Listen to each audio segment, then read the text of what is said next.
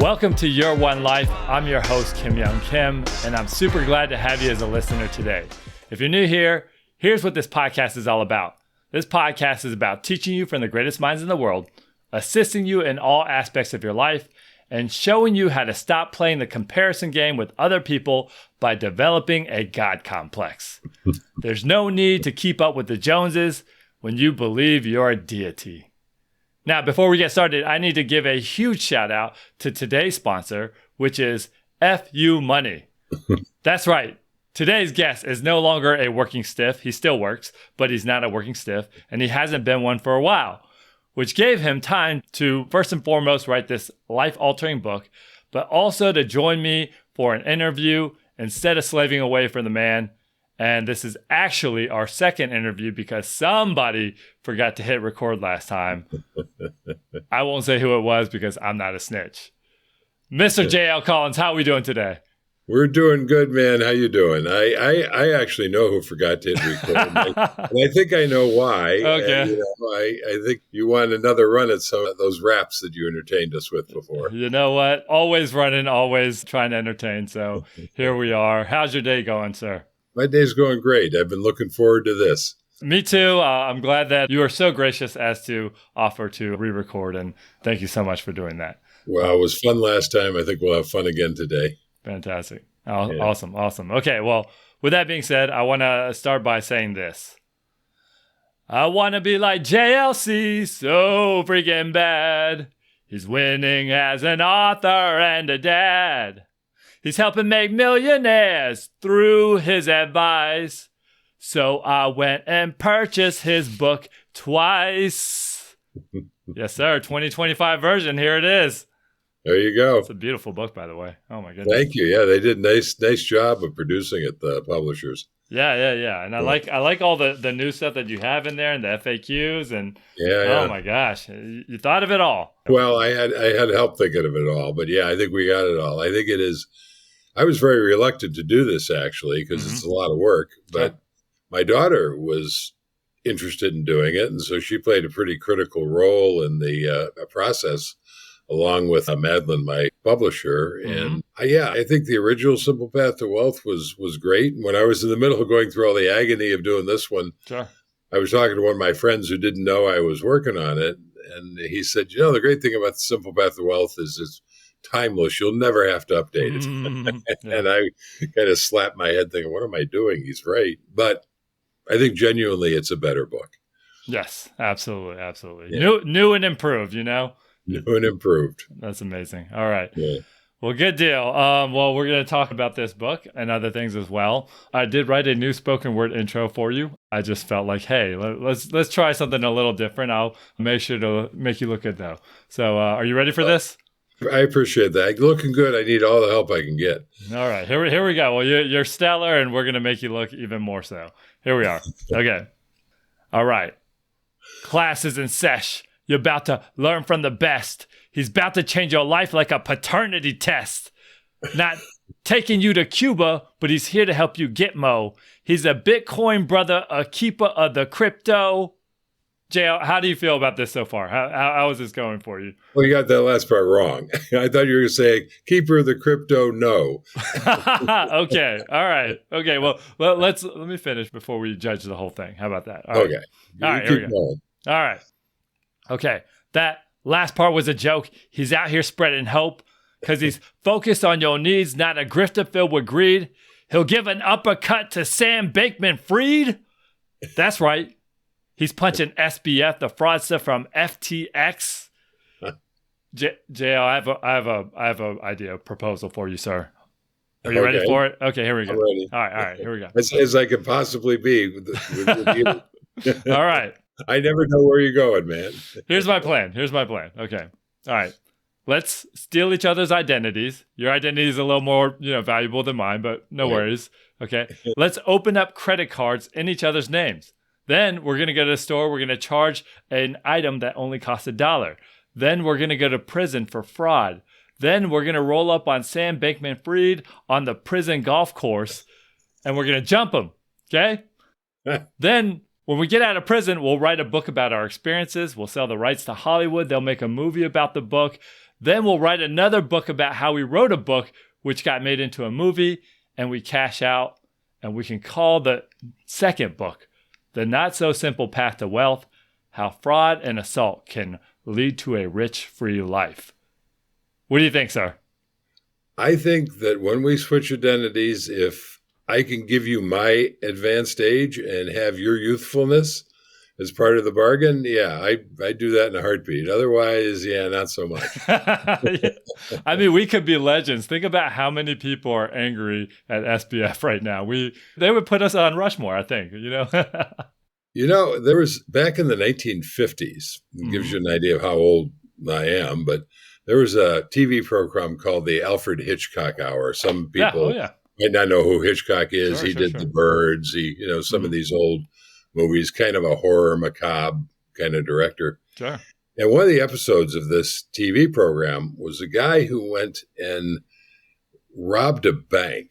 Okay. And he got the money out, but they caught him. And he almost made it easy for them to catch him, but they never recovered the money. Okay. And they sent him to jail for 8 or 10 years or something was his jail sentence. And the detective who tracked him down and caught him was adamant that he was not going to benefit from the money that he stole when he got out. Sure. Because they never recovered the money. And so this guy dogged him through the entire time that he was in jail, trying to get him to tell him where the money was. And he steadfastly refused to do that. Finally, he gets released from jail, and the detective is bound and determined to stay on top of him. Sure. So that he can't recover the money, or when he does, the detective will be right there to get it. But before he can even do that, the guy calls up the detective and says, I want to turn the money in. Okay. And the detective goes over, and sure enough, every dime that he stole 10 years earlier is there, accounted for, and he hands it over to the policeman and says, this is the money I sold. Sure. And then he goes on to live on the interest that money had earned during the 10 years it was invested while he was in jail, at a better standard of living than before he went to jail. This was the FI principle back in the 1950s, before anybody had a term for it. And Alfred Hitchcock, I don't know if he created it, but he certainly immortalized it in that story. I think I love it. Oh my gosh, nailed it. That is, you know what? We need to bring Hitchcock back to the schools. we gotta show these kids how to do it. That's amazing. Exactly. Good deal. Go rob a bank and invest the money and put the money back in the bank. Oh my gosh. And then live on the interest when you come out. That is the ultimate finesse. Yeah. Well, speaking of finesse, I'm done finessing you with my fake plans and my fake raps. I will do our actual spoken word that you've already heard. All right, here we go. One more time. All right, you ready to roll? Ready to roll. All right. I just have to sit here and listen. Yeah, that's true. Yeah. All right. If you got money issues, you came to the right author. He's been a problem solver since his days of fly swatters. With an audience of one, wrote letters to his daughter, cause learning's never done, new lessons that he taught her.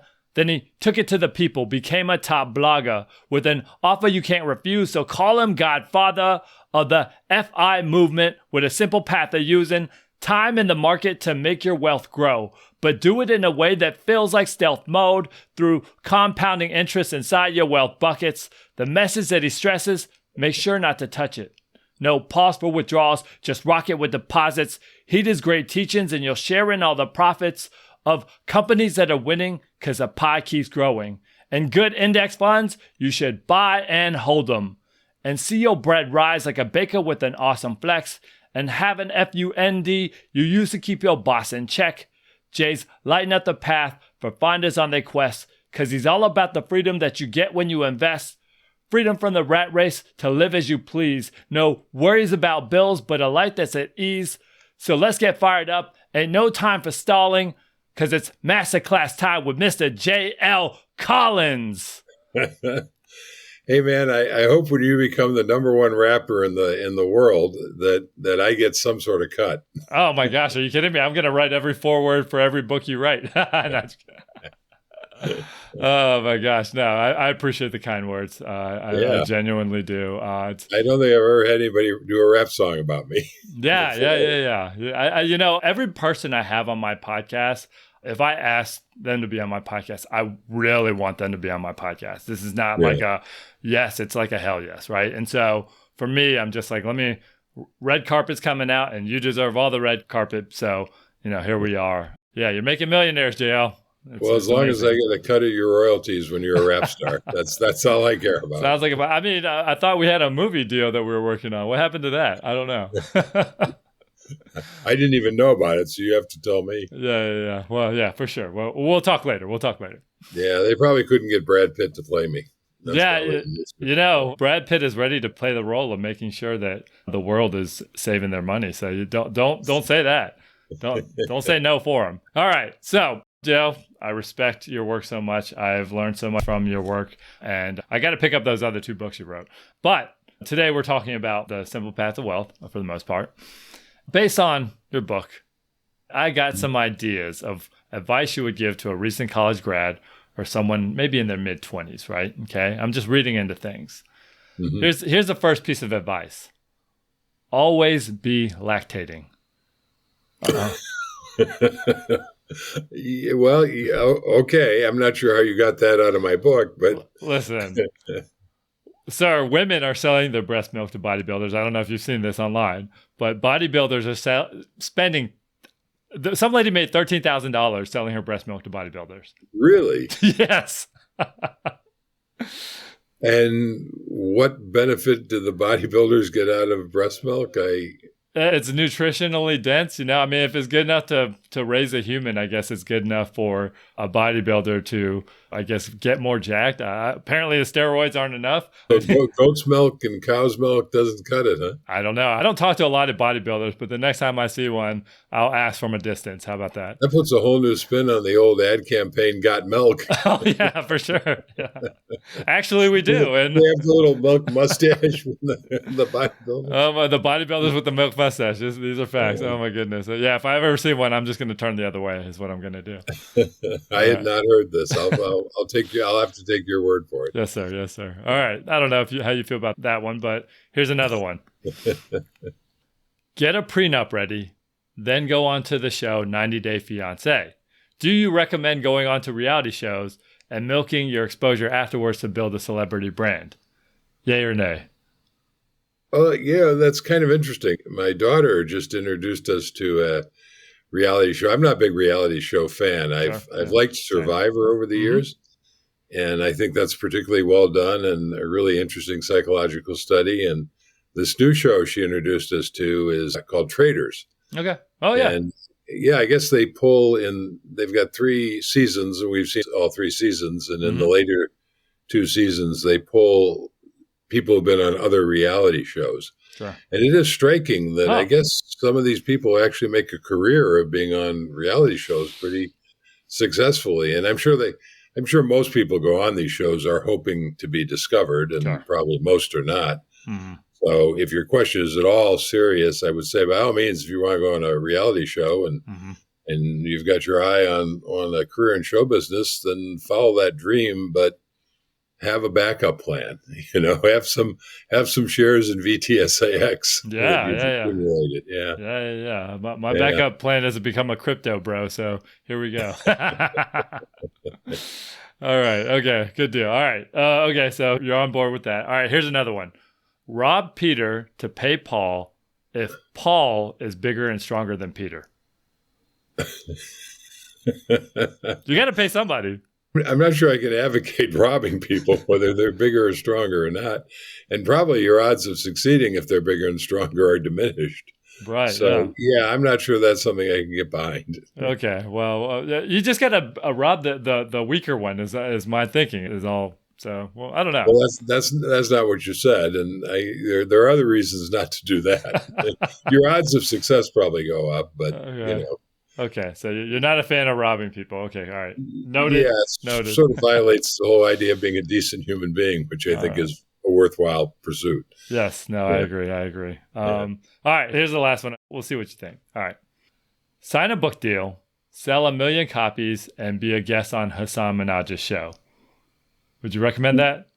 I would recommend that, particularly seeing as it is an entree that will finally get you on your show, Oh, yeah. right? So, I mean, I'm assuming everybody's ultimate ambition is to be on your show. Oh, So man. that's to get on your show. That's the path I've taken. Okay, wow. Well, Yeah. you were on my radar before Hassan Minhaj, but when I saw it, I was just like, whoa, whoa, whoa, Well, whoa, whoa. Hassan said to me when he Yeah. was trying to get me to come on his show, Mm. he said, if you come on my show, he said, I can't promise anything, Right, yeah. but it's possible Kim Young will have you on his show. And I said, well, I mean, if there's any chance at all, I'll be there. Yeah, So yeah. it worked out. Here I am. Yeah, here we are. No, that's great. By the way, speaking of Survivor, you survived that challenge right there, which is fighting him off. Oh my gosh. As I say at the end of that interview, I felt like I'd been beaten with sticks. Yeah. No. He just went in. It's funny, his show name is called Hassan Minhaj Doesn't Know, but I think it should be renamed Hassan Minhaj Doesn't Pull Punches. Because he was like, we're gonna grill JL, and he's gonna feel like he's in a congressional testimony, and the stakes are high. It was interesting. When I came out of that interview, I felt really good about it. I knew it was going to be a good one. Sure. And I was thinking about how I was going to talk about it when I put it on. So when it came out and I put it on social media, and I thought, well, my introduction to it is going to be Hassan and I are friends, but you wouldn't know it watching this. Sure. But then when he recorded his introduction, which I wasn't privy to until I saw the release of it, he talks about how we're friends. Right, yeah. So I kind of stole my thunder. So then I just focused on being beaten with sticks. Yeah, there it is. No, yeah, you know what? Sometimes you get beaten and you survive to tell the tale, and you inspire others to go get beaten themselves. So here we are. It was worth it to get on your show. No, you know what? You keep making that joke and it's going to my head. So here we are. I'm here. Yeah, indeed. All right. Okay. Good deal. So, all right. So we talked about fake advice thus far. And what I want to do is I want to get into some real nitty gritty, actual possible advice that you would give, right? So here's a hypothetical. So let's say there's a recent college grad, they might be related to me, and they've graduated college debt free. Okay. They saved $5,000 their first few months of working. That's not bad, right? Right. And they're going to reward themselves for their hard work in college and usher into the adult life by ditching their mom's old Saturn Ion with the wheels falling off. They're going to put that $5,000 down on a car. They're going to borrow $20,000 to buy a cherry red 2023 Grand Cherokee Limited with 20-inch rims, a hydraulic system, and flames running down the side. I need you to talk them out of this from a financial perspective and explain why this is a bad move for the long term. Well, first of all, I never try to talk anybody out of or into anything. I just sort of present, and I've always done. The only person I've ever tried to persuade of anything was my daughter. And by the way, mission accomplished. She's in her early 30s and financially independent, but that's the only person. I mean, other than that, I lay out, if you want to be wealthy, this is a simple path to wealth, and it works. And I've got a whole book called Pathfinders filled with stories of people who followed it from all kinds of backgrounds all over the world, and it works. But not everybody wants that. Most people want to buy that cherry red Jeep Cherokee with the 20-inch rims and what have you, and I think that's foolishness. And if you do that kind of thing, you are never going to be wealthy in all probability. I mean, if you wind up starting some wildly successful company, you might be. Sure. But if you have a relatively ordinary life, as most people do, you're always going to be living paycheck to paycheck. You're always going to be at the mercy of your boss. Other people are always going to control your time. You're never going to be able to live life as fulfillingly as you want. Whereas on the other hand, if you spend the early years when you are used to living poorly and presumably having a great time in college, because I certainly did, if you just continue that lifestyle and you save and invest and you begin building actual wealth, suddenly that Jeep Cherokee that you're borrowing money to buy in a terrible financial decision becomes a rounding error that you can pay cash for. Sure. So it's difference is whether you want to buy it from a position of weakness, which means that you can barely afford it, you have to borrow money to buy it, all that kind of, or a position of strength where you have built your financial base so powerfully Sure. that you can buy that car, or pretty much any car your heart desires for a rounding error of your net worth. All right. All right. Very good. So I'm going to make sure said person hears this part. Yeah. And here's the deal. I think you've convinced them. Here's a question I have for you. What should they do with that $20,000 instead? And I guess what will that $20,000 kind of net for them if they didn't borrow it?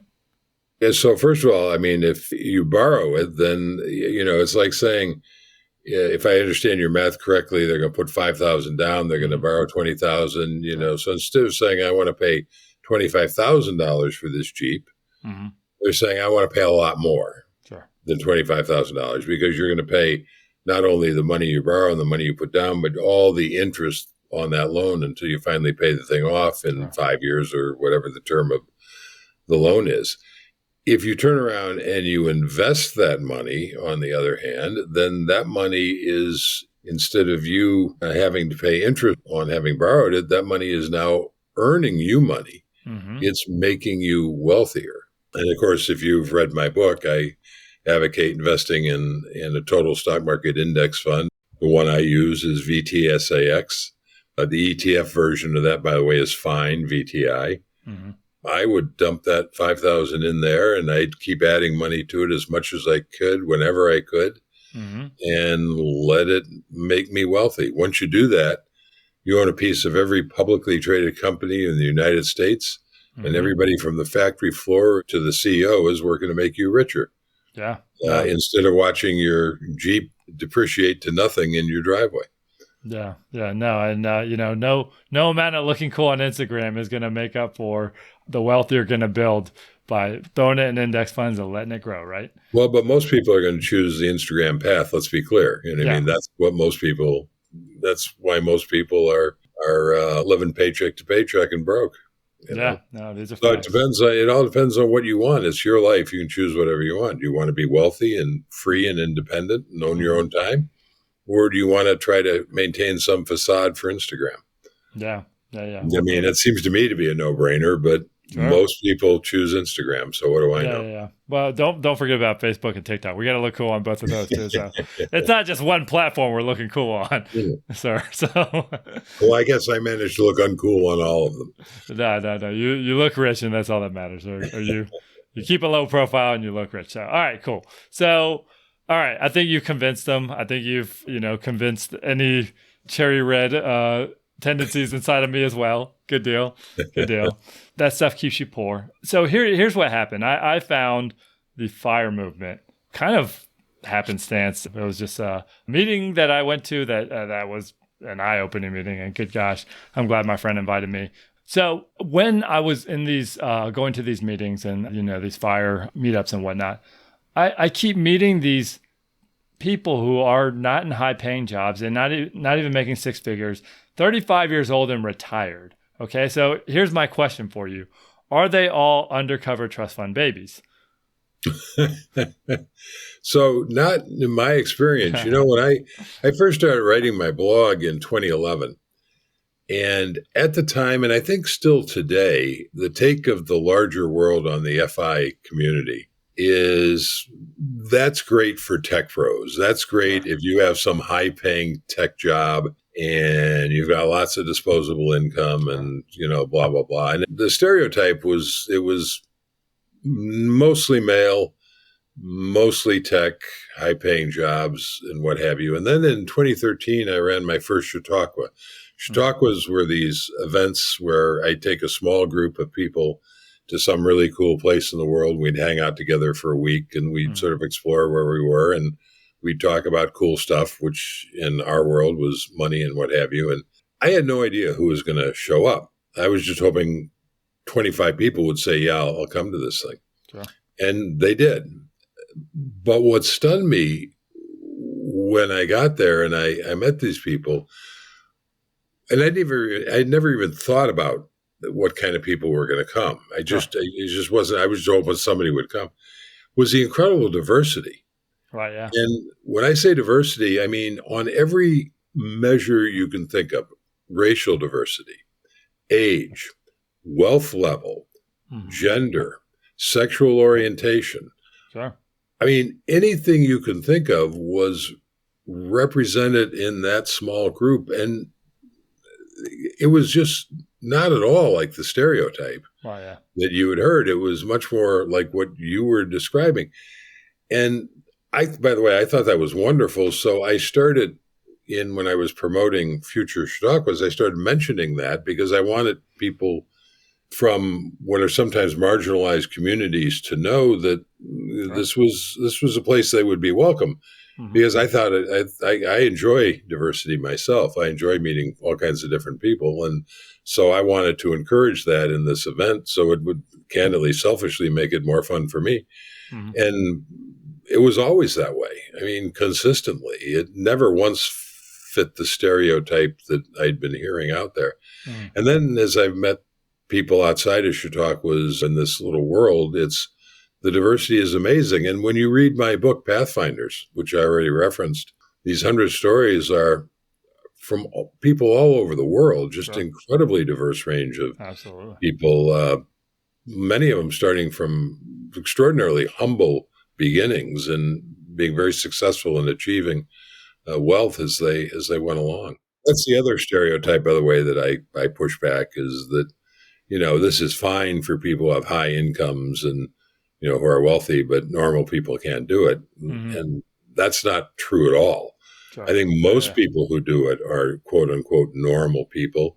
And the people who have high incomes, in some ways, I think it's almost harder for them because they fall more readily into that trap of building these huge lifestyles to keep up with the Joneses because they feel sort of obligated to that. So if you want to be financially independent, at least from what I see out there, you're almost better off with a modest income that doesn't tempt you into that kind of lifestyle inflation that higher incomes seem to do.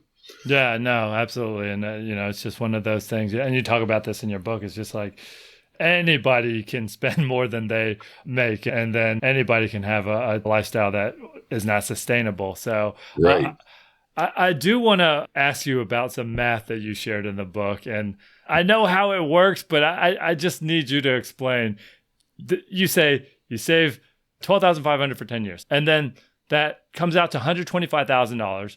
That $125,000 somehow through magic math becomes $360,000. And in 10 years, without touching it, it becomes close to $1 million. Can you explain this witchcraft that you describe in the book? Well, first of all, my memory is not good enough to know if your numbers are spot on, accurate mathematically, but they sound close enough. So I'm going to assume they are. And the thing that's missing as you lay that out is the fact that the money that you're investing, starting with the first $12,000 or whatever amount for that matter, isn't just sitting there. It is making more money for you. And you are reinvesting that interest and or dividends, depending on how you've invested the money, into buying more shares of the fund that's doing it for you.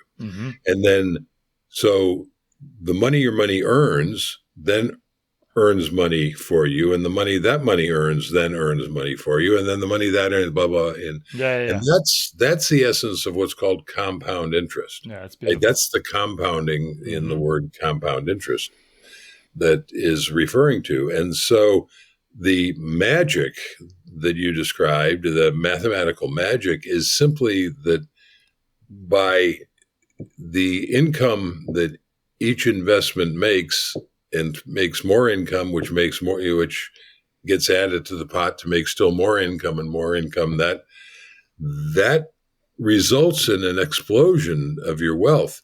And in fact, it kind of looks like a hockey stick if you graph, your growth when you first start. It kind of grows pretty gradually, and then all of a sudden it spikes dramatically. That's the effect of compounding. So you think of it this way. many people have said the first $100,000 is the hardest, Right. And that's true. That's absolutely true because, you're starting from ground zero and you got to get to that $100,000. Sure. The second $100,000 is considerably easier. Why is that? Well, all you have to do is double the 100,000 you already have. Right. But that's hard. That's still pretty tough, but it's a lot easier than starting from scratch. So now you got $200,000. The third $100,000 is much easier because you don't have to double your 200, right? Mm-hmm.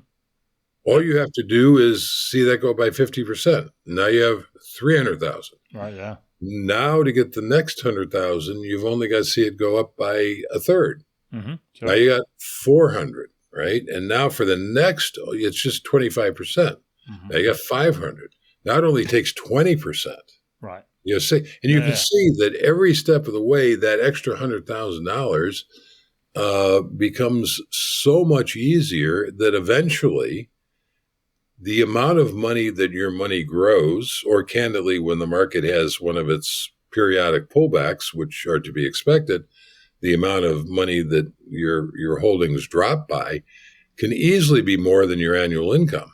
Mm-hmm. Right. And that's a pretty heady experience when your investments that take no effort on your part are suddenly throwing off $100,000 a year, say, and that's what you make in a year. Yeah. And this is why that $25,000 Jeep becomes a rounding error eventually. Sure. Yeah. Is that compounding? Yeah, that's wonderful. That's great. All right, let me summarize that real quick on what you just said. Here we go. All right.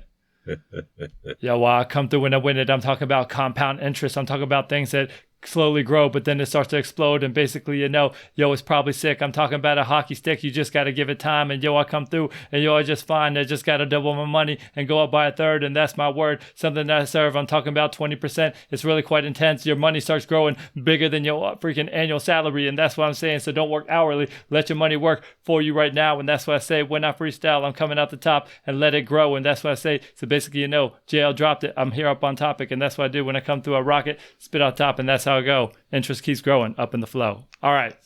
There you go. There it is. All right. So you are talking about investing. You are talking about the money that you invest, making money for you. And that's a beautiful thing.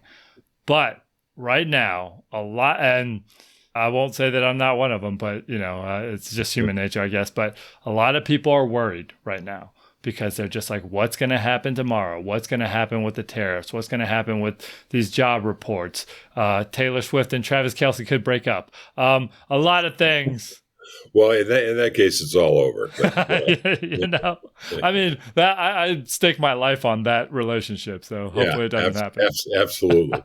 Yeah, I mean, the Earth will stop spinning on its axis if that one fails. Yes, indeed. And then she'll probably scoop someone else up, and then it'll run back again. But anyways, so in all seriousness, in uncertain times, right? Why invest in such uncertain times? Why not just hold your money tightly in your fist, in your mattress, in your wallet? Why not? Well, so first of all, let me start by saying it is always an uncertain time to invest, right? There is never going to be a perfect time to invest. There's a saying on Wall Street that the market climbs a wall of worry, right? And the market is also very volatile. And so every now and again, as I've already referenced, it's going to drop. Sure. I'm kind of amazed that the tariffs haven't triggered that. I mean, as we're recording this, the market's at an all-time high. Kind of surprises me, but that just proves that the market doesn't do what you think it might do at any given point, which is why you just have to keep buying and holding. Because ultimately, even if something really bad happens, let's suppose when the tariffs are fully implemented, the market does react very negatively. Well, the market will move past that.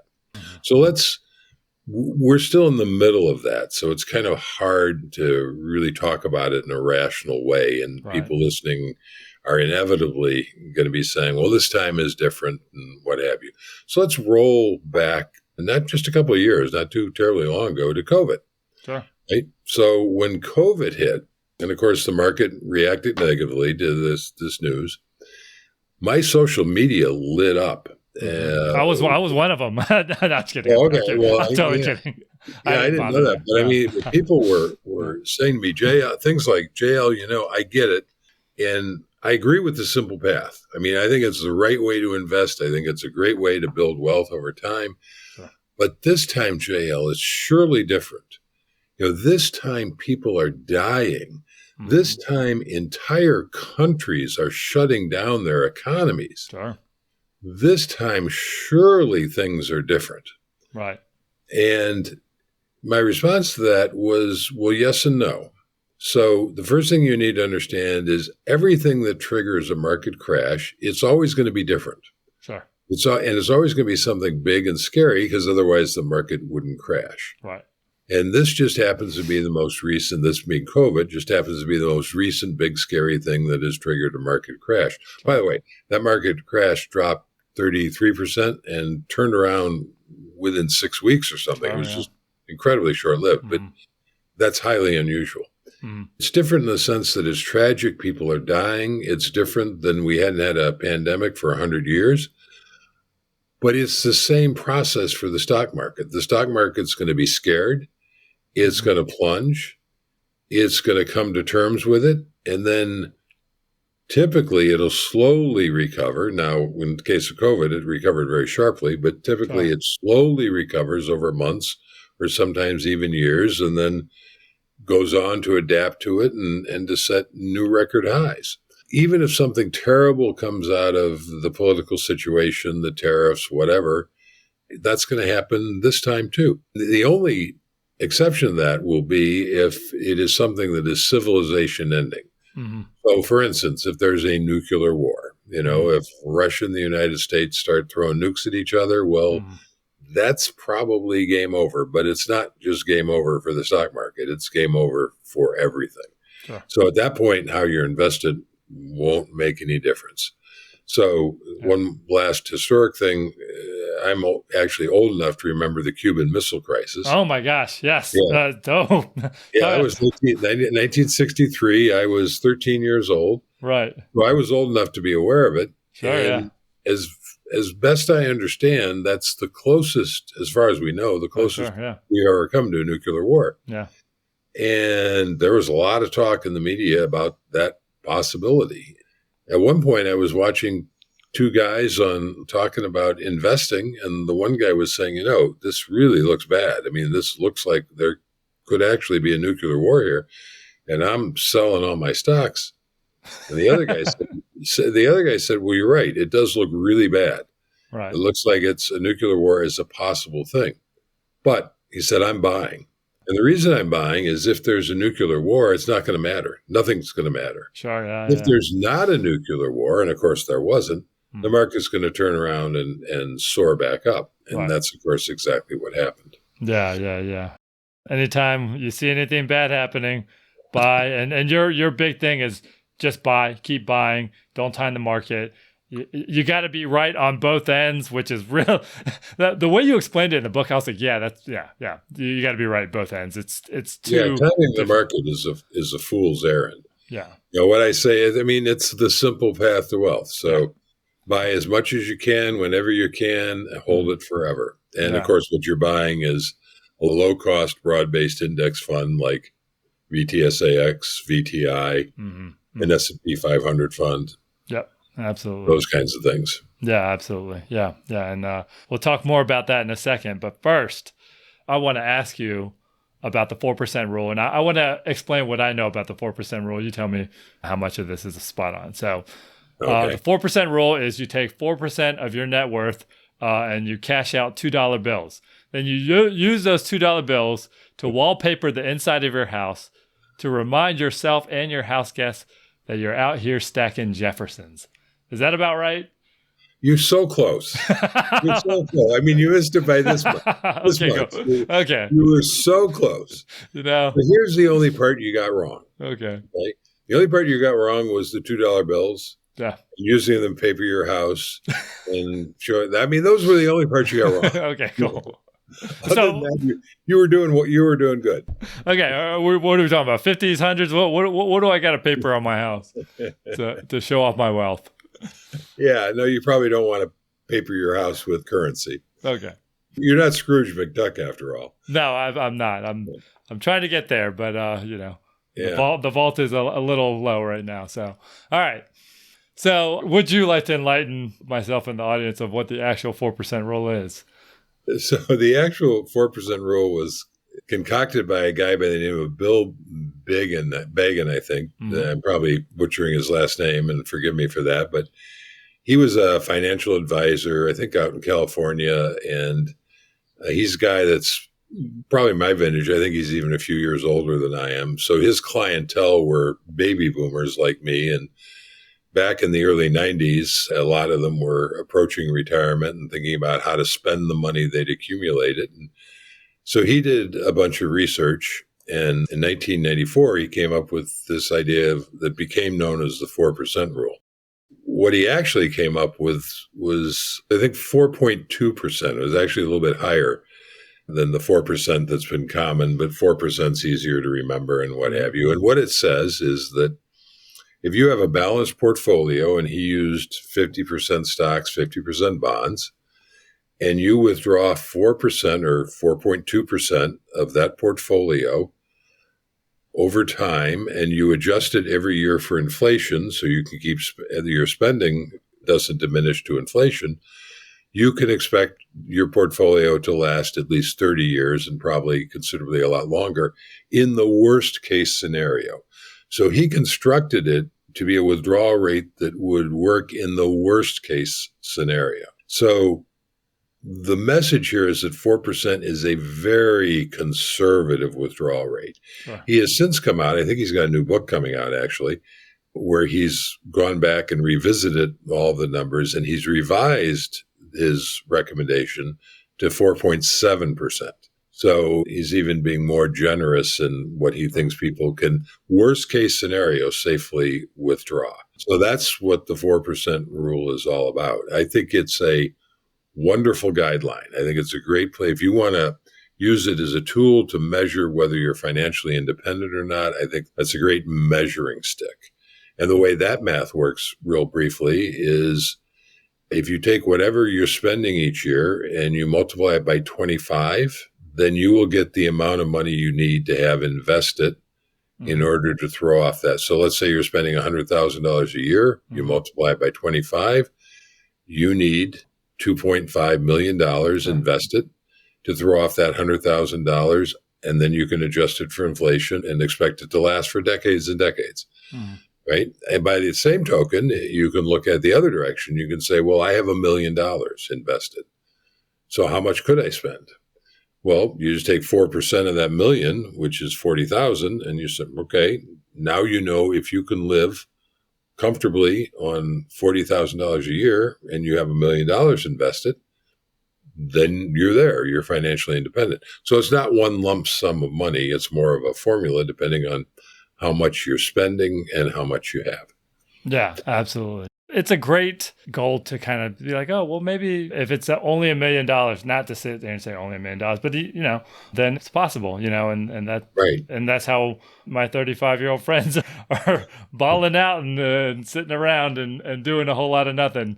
Right. Not all of them though. Which brings me to my next question. Here's the deal: if I had FU money tomorrow, which I don't, but if I did, right, which stands for, well, I can't remember. Forget you money. Forget you money, right? Exactly. Right. If I had forget you money, what I would do for fun is I would go on job interviews for jobs I have no intention of taking. I would answer each question with a movie quote, not from the movie The Gambler, by the way, because I don't want to be escorted out by security, right? By the way, I'm referencing a movie clip that JL reenacted with the 5 principles, and it was absolutely fantastic.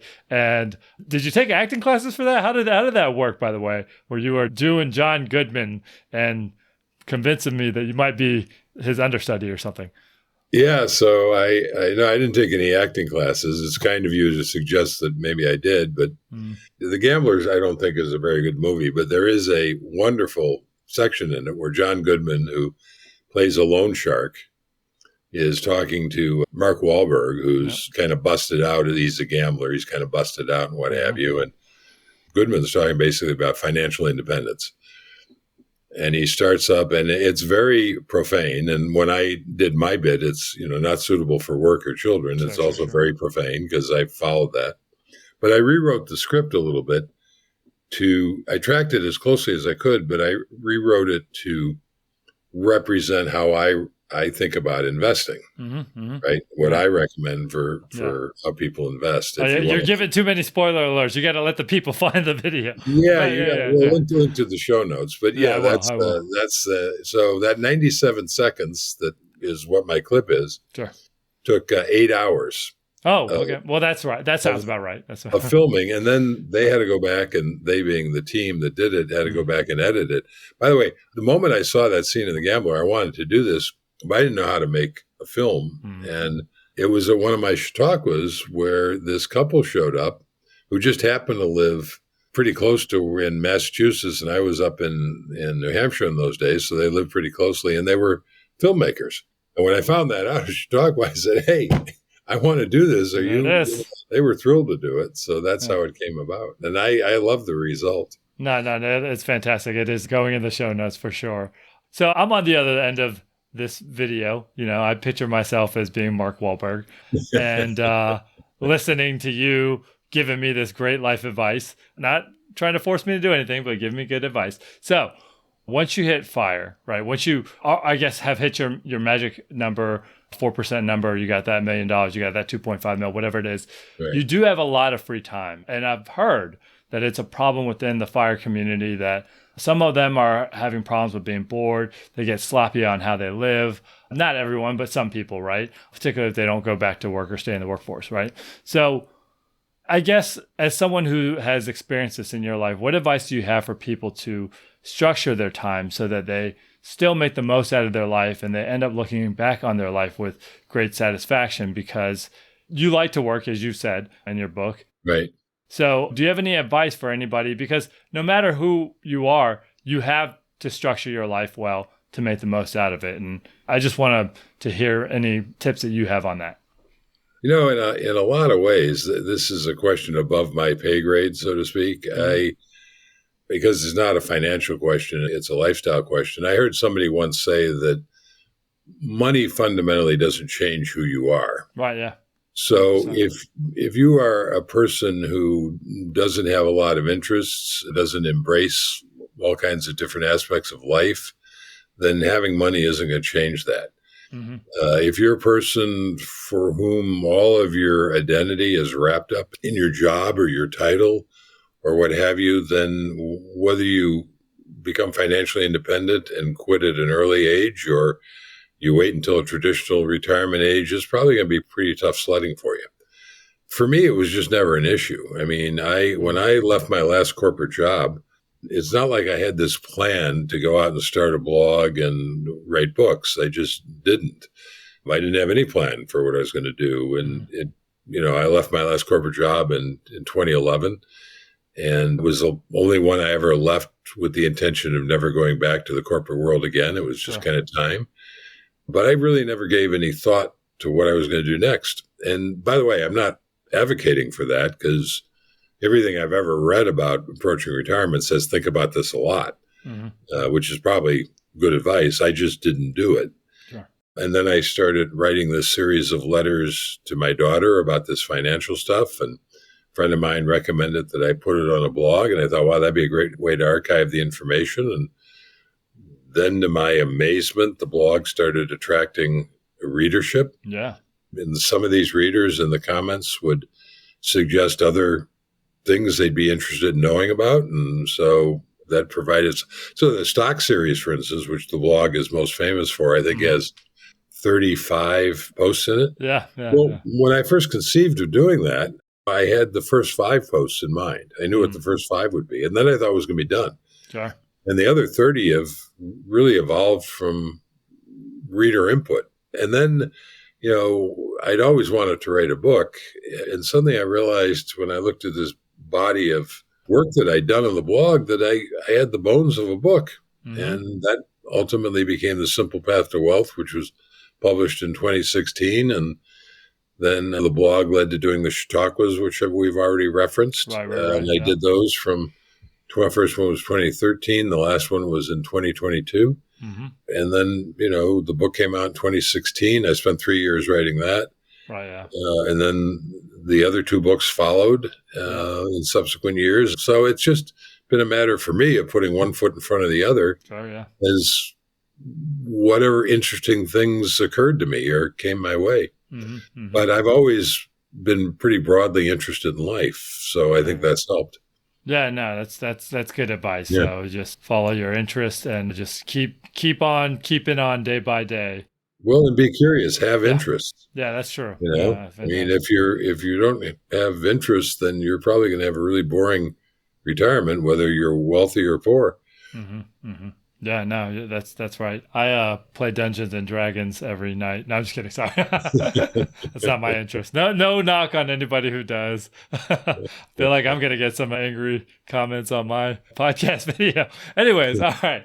So here's the deal. Okay, so as we are going towards retirement, we could fast forward our retirement. All we got to do is find some Robert De Niro's, right? Some Raging Bulls. We got to pick the winners. I know what you're going to say. You're going to say you can't pick the winners. Okay. But what I will say, and I've tried to pick some winners and I didn't, but right. I don't do this yet. Okay. But it was something I've been really thinking about in the past few months. What if I just took 5% of my money, right? Okay. Just 5%, right? Okay. And invested in some small cap companies, some companies that are on the rise, a 2010 Netflix, a 2016 NVIDIA. It looked like it could be big one day. It's cheap and it's on the rise. And I need the Godfather of Fi to give me a blessing on this. Or not. You just got to be honest. Just 5% of my net worth. What do you think? Well, so first of all, it doesn't matter to me. But I wouldn't do it. My attitude is I don't expect my money to do anything for me than to make money. Sure. And that's going to make money, maybe. Well, theoretically, but mostly what you're doing is you're looking for some way to entertain yourself, right? And the more different things you ask your money to do, the less effective it will be doing in any one of those. So the other thing that I would say is it's easy to look at NVIDIA and say, wow, 2016 NVIDIA, yeah, I should have done that. I would have done that if I was doing my 5%. Mm-hmm. But it's important to remember there was nothing about NVIDIA in 2016 that made it stand out. Sure. NVIDIA only sort of hit the booster engines 2 years ago, 3 years ago, something like that. Yeah. So, I mean, hindsight is always 2020. And what people don't understand is that back in 2016, NVIDIA was one of many potential companies that might have done that. They just happened to be the one that took off. Right. And sometimes the ride, by the way, is really rough. You look at Apple. So Apple has been a spectacular stock. Right. But man, I mean, you had to have a stomach of iron to ride through some of the plunges that Apple went through over the decades that got you these extraordinary returns. Okay, can I interrupt real quick? Sure. I guess I didn't. One thing I would like to communicate is I'm not putting all 5% in one stock. I'd be picking just a number of companies, maybe like 15, 20, and just being like, that one looks like a winner. And it kind of feels like a lottery ticket where it's just like, probably going to lose it, but it's a small amount. You're still going to say no, right? Well, I mean, let's think about this. Let's suppose, what did you say, $5,000? No, well, 5% of all my investments. Of your net worth. Yeah. So, I mean, let's suppose that's $10,000. I don't know what your net worth is, but let's suppose it's $10,000. You say, I'm going to take $10,000 and I am going to put it in 20 different companies that I think one of them might be the next NVIDIA. Sure. So what does that mean? You're going to put $500 in each company. Sure. I don't know. I mean, it would be interesting to see what did $500 in NVIDIA in 2016 actually grow into in 2025. Might be a surprisingly big number, but I imagine it's not a big enough number to move the needle in your overall net worth to make you wealthy. Sure. So even if you succeed, and assuming the other 19 don't work out or work out only modestly, what have you accomplished?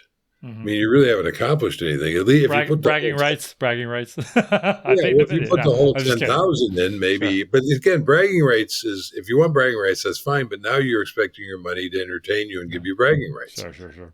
Right? I am just, I'm not in favor of. Now, having said that, nobody's going to listen to me. Right. I mean, if you want to put 5% in a bunch of stocks, hoping you get the next NVIDIA, you're not going to pay any attention to me, and neither is anybody else who's listening. Yes. But I just think you're kind of wasting 5% of your assets. I want all my money working as hard as possible for me. No, I don't want any of it playing and trying to entertain me with bragging rights or whatever it is. Understood. That's me. Okay. Yeah, I've received the message. It is stewing. I shall ponder. All right. And then you'll go ahead and ignore my advice and do whatever you want to anyway. Yeah. Well, who knows what I'll do? I'll let you know what I do. How about that? And a secret message. All right. Yeah. So your big message in your book and your life message is diversify index funds. Just say no to drugs and investment advisors. Got it. Understood.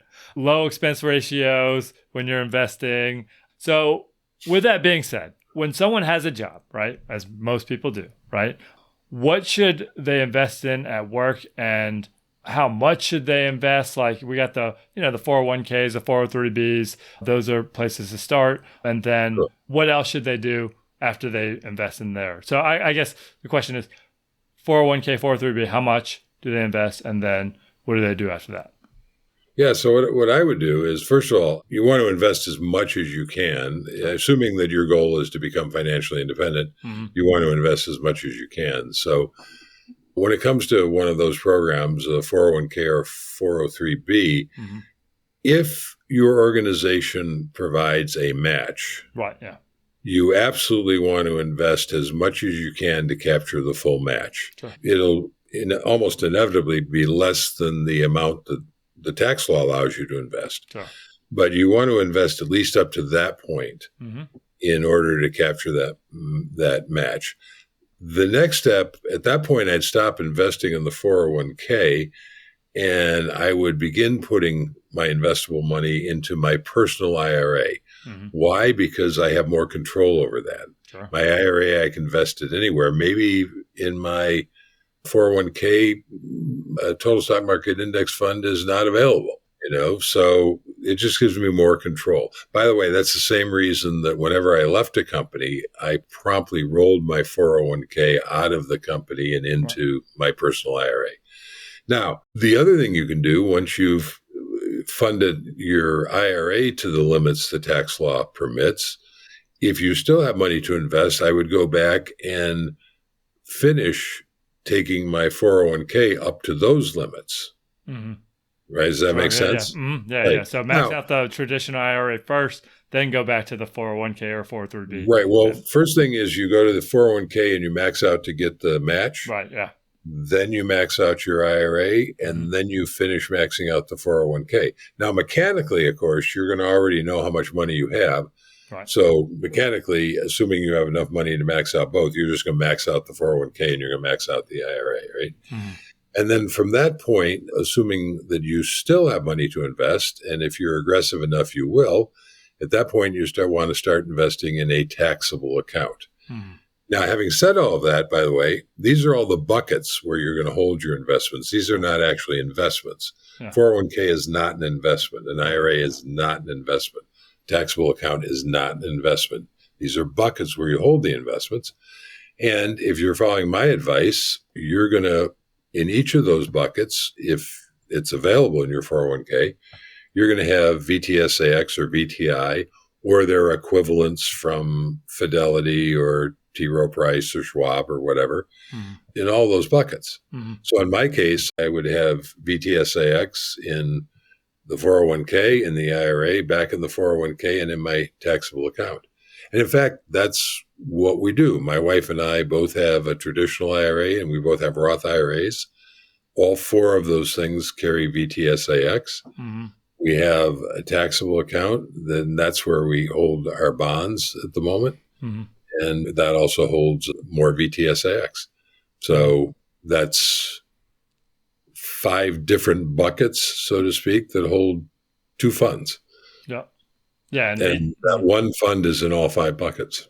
Yeah, indeed. Yeah. And just for clarification, VTSAX is through Vanguard, and that's their total stock market fund. Because I just want to make sure people know that. Exactly. We keep referencing. That's a Vanguard fund, yeah. And I prefer Vanguard for reasons we can get into, but again, it doesn't matter. A total stock market index fund is the same regardless of which investment company is offering it, or essentially the same. Indeed. Yeah, for the most part. All right. Okay, cool. Let me summarize that real quick. You need to go out and make sure that you are getting the match. Then you go to traditional IRAs and max it out. Then you go back to your 401k and you put the money up in that thing right there. And then you get a taxable account. Sounds like a Christmas song. It's one of those classical songs. I can't remember which one it is. But yeah, those are the moves, and they got to pick up the book to really get in there and learn about TRFs and all that good stuff. So I was talking to a buddy of mine. Him and his wife pay $1,000 a month for their little studio kind of. It's like a 2-bedroom, but it's a small one. But it's $1,000 a month. So I was like, do you have any questions you want me to ask JL Collins on the interview? And he was like, ask him when a good time is to buy a house. And I was like, well, there's this article I need to send you that you need to read. But after reading and rereading your book and really thinking about it, I've decided to convert my house into a data center, and I'm going to move into a van down by the river. That's my plan. Now, you have the floor to pitch why people shouldn't buy a house, or why a house is a bad idea, or whatever you want to say to make the people, particularly the HGTV fanatics, angry as a mob. So yeah, I wrote a post a number of years ago, probably around 2016, called "Why Your House is a Terrible Investment." Sure. And it was kind of almost tongue-in-cheek. I'd been at an event for a charitable fundraiser, and one of the women at the table where I was sitting was talking about how she was trying to persuade her single son, who was in his 20s, to buy a house for investment reasons. And that's a terrible idea. I mean, houses are not investments. Houses are an expensive indulgence. Sure. So I'm not against owning houses. I've owned houses most of my adult life. I own one now. What I'm against is the propaganda that's put out largely by the real estate industry and mortgage brokers that it's this wonderful investment. It's not. Sometimes if you happen to buy in the right area and you get lucky, you enjoy some considerable appreciation. I mean, if you bought in San Francisco 15 years ago, you would have done very well. If you'd bought in Detroit 15 years ago, not so much. All right. So people listening say, well, obviously, I wouldn't buy in Detroit. I just buy in San Francisco all the time. And well, now when I'm reading, San Francisco's hidden some pretty rough times. Yeah. I was just in Detroit last year, and Detroit's enjoying a renaissance. So I'm not predicting this because I don't know, but it could very well be 15 years from now we're having this conversation. I'll be saying, if you'd bought in Detroit, you'd have done really well. And if you bought in San Francisco, you'd kind of be wishing you hadn't. I don't know. But the point is that it's a little bit of a lottery, a little bit of luck of the draw if you happen to buy in an area that enjoys substantial appreciation. A lot of areas don't. Right. A lot of areas, most areas have modest appreciation, and some have none and some depreciate. So a house is an expensive indulgence. If you can easily afford it and it enhances your lifestyle, which is why I bought the houses that I bought, enhance our lifestyle, I could easily afford them, then by all means, there's nothing wrong with owning a house. Just don't expect it to be a good investment for you.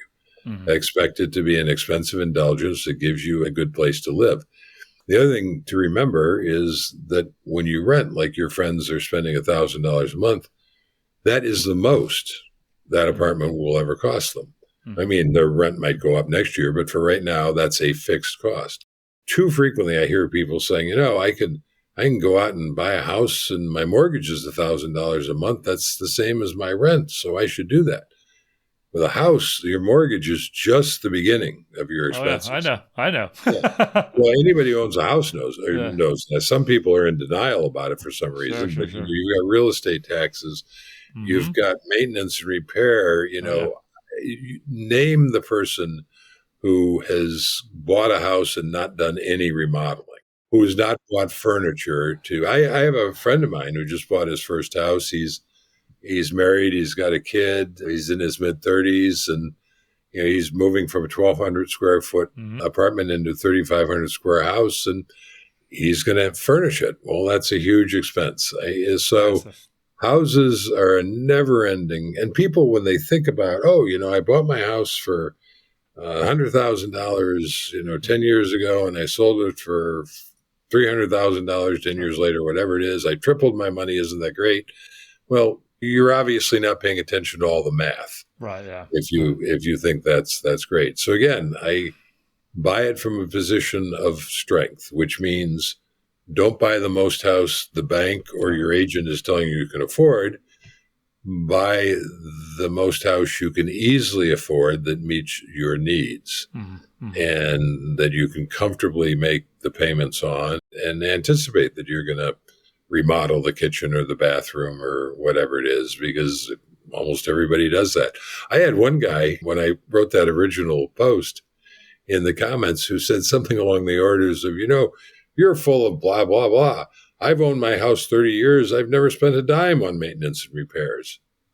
Really? And I was thinking, okay, assuming that you're telling the truth, Yeah. I shudder to see what that house looks like after for sure. 30 years 100%. of 100%. no maintenance repairs done on it. I mean, good luck selling it. Right. I mean, Yeah. Because if you buy a house, you're going to want to maintain it. Right. Yeah.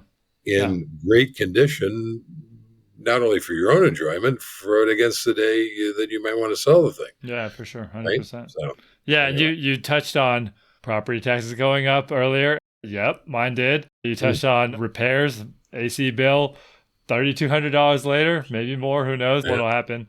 With that being said, are there situations, I guess, like I saw you posted about house hacking a little bit, at least one time on your blog. So that is something that you do subscribe to a little bit. I mean, if you're going to own a house and, if you're going to buy a 2-family house, for instance, and live on one side and rent the other, that is a better investment financial choice. Sure. If you're going to buy a regular house and rent out some rooms in it, then, to defray the costs, then obviously that's not a bad thing to do. I don't think I want to live in either of those situations myself. Yeah. But, that's certainly a viable approach. Or renting out your basement if you have a finished basement, that sort of thing. Right. Stuff like that. But then, of course, you have to deal with your tenants and, and that's a whole nother... Yeah. That's a whole nother lifestyle choice. Personally, I'm not interested in doing that. Sure. I'd rather keep renting and have a simple, happy life. And then when I can easily afford a house and I think it'll make my life better for whatever reason, then I'll go ahead and buy a house. Yeah, indeed.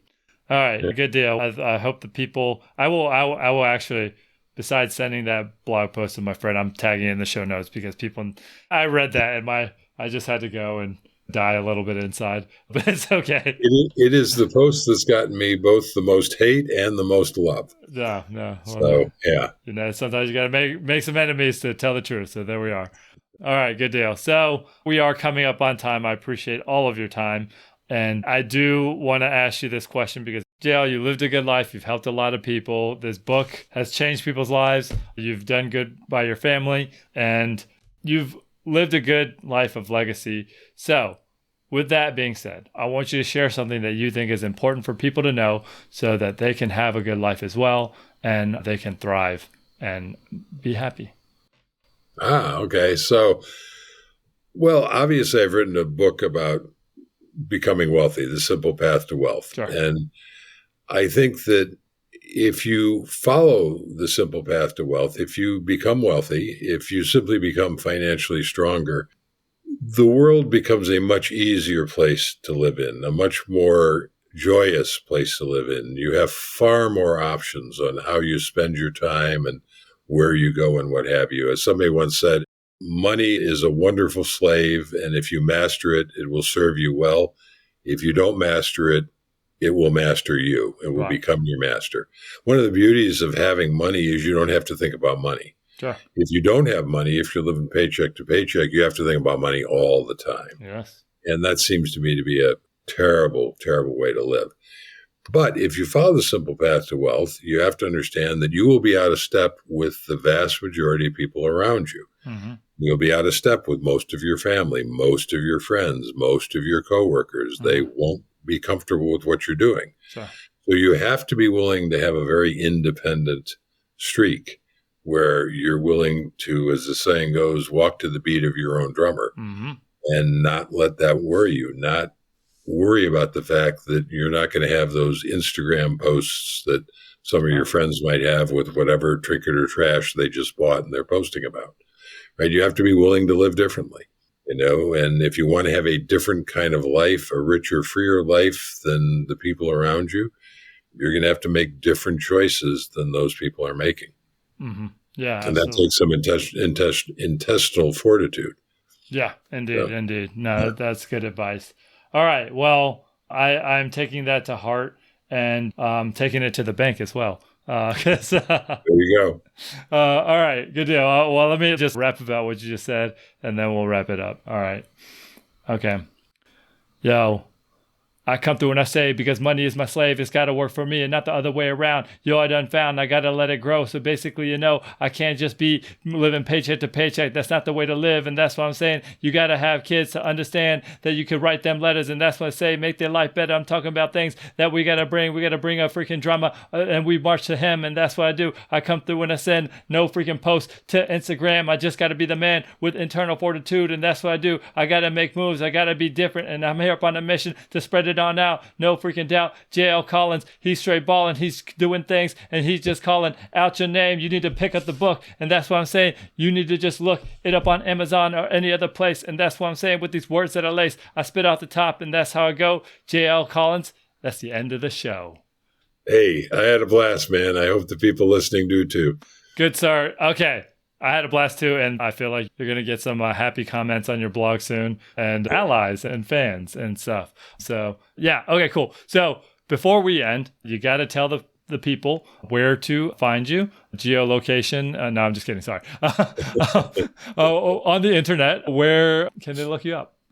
Yeah, so probably the easiest place to start is the blog, which is jlcollinsnh.com. Right.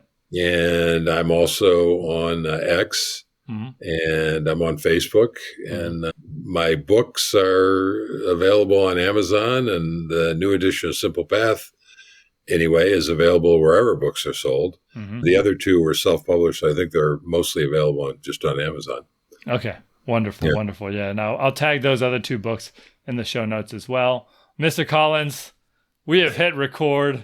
We have completed this wonderful interview.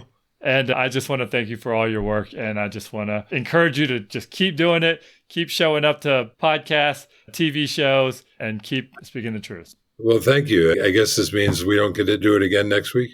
I might somehow lose this recording. Who knows? Yeah, don't do that. No, this is the masterpiece. It's going out, and the people are going to hear it. So thank you so much for your time. Hey, it was my pleasure. I really do enjoy hanging out with you. And I hope this is great for your podcast. Get you a lot of views. Yeah, thank you so much. All right, so that's the episode. I hope you enjoyed it. I hope you got a lot out of it. And I hope you pick up the book, The Simple Path to Wealth, and put these learnings into practice. I'm going to end this episode with a quote, which I usually don't do, but this is a very important one. There are many things money can buy, but the most valuable of all is freedom. Freedom to do what you want and to work for whom you respect. JL Collins. That's right. That's what it's all about. And that's what this podcast is really all about as well. Self-development so you can have freedom to do great things, which deep down is what you want to do. If you're new here, don't forget to hit the follow button so you don't miss future episodes. Also, if you're listening on Spotify or YouTube, please leave a comment. And if you're listening on Apple Podcasts, please leave a rating and review. Here's one written by Ross Boone. Man, this podcast is awesome. All those books and shows people keep telling me I need to watch or listen to are broken down into the most important takeaways I can soak up just in one car trip. And Kim Young has such a funny, quirky delivery style. Such a dry delivery of his jokes makes it even funnier. His live, off-the-cuff freestyle rapping and adapting lyrics to tunes that we know is also a fun way to ingest the content and summaries that he gives. Thank you so much for the review, Ross. I'm glad you're enjoying the podcast. And if you, listener, end up leaving a review, your review might be read aloud on a future episode. Shout out to my dude Siraj Rhett for making the instrumental for this podcast. Shout out to Ted Cragg of Quick Edit Podcast, who edited this episode. And a huge shout out again goes out to my man J.L. Collins for his amazing work, for giving me 2 interviews, and for being such an awesome dude. I'm truly grateful. All right, so that's all I got for now. This is Your One Life. I'm Kim Young Kim. I hope you have a great day, a great week, and until next time, peace!